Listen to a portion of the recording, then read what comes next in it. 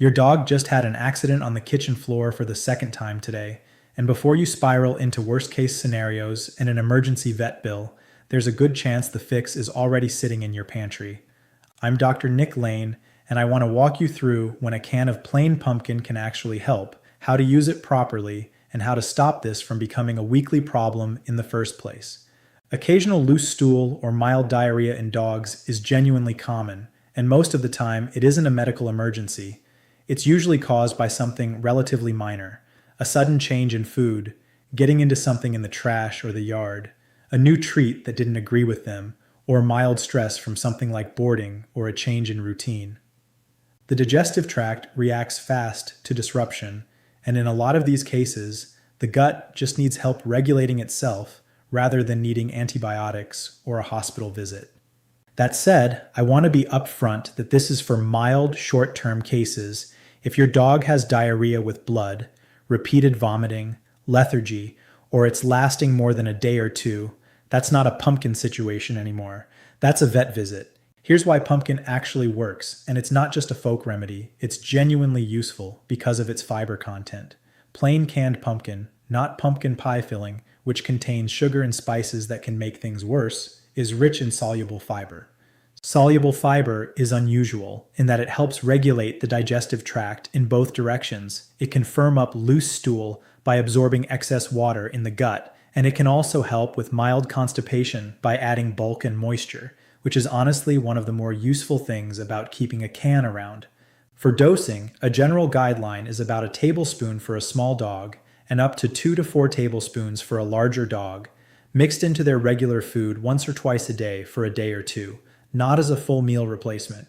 You should start seeing some improvement within a day, and if you're not seeing any change after 2 days, that's your sign to stop guessing and get an actual exam because it likely means something else is going on.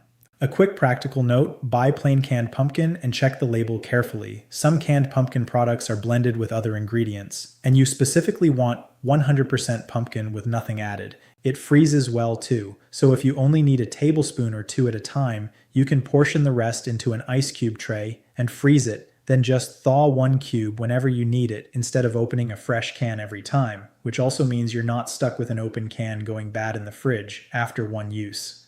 Now let's talk about prevention, because the goal isn't just to have a good reactive fix, it's to reduce how often you need it. The most common cause I see behind recurring loose stool is inconsistent diet, whether that's frequently switching food brands, giving too many different treats, or letting table scraps become a regular habit. If you do need to switch your dog's food, do it gradually over 7 to 10 days, mixing increasing amounts of the new food with the old, rather than switching all at once, because a sudden full switch is one of the most common triggers for digestive upset that I see in clinic. Keep treats consistent too, and if you're using pumpkin as an occasional treat itself, that's completely fine, as long as it's part of a stable routine rather than something new added on top of other changes. The second big prevention factor is trash and yard access. Dogs are naturally curious, and a huge percentage of digestive upset cases I see trace back to a dog getting into something they shouldn't have, whether that's spoiled food, something dropped outside, or a plant they decided to sample.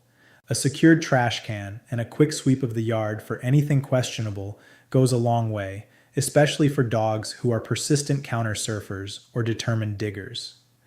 If your dog's stomach issues are becoming a recurring pattern rather than an occasional one-off, that's worth mentioning at your next visit, because a pattern usually points to something specific, whether that's a food sensitivity, a parasite, or something else worth actually identifying rather than managing with pumpkin every few weeks.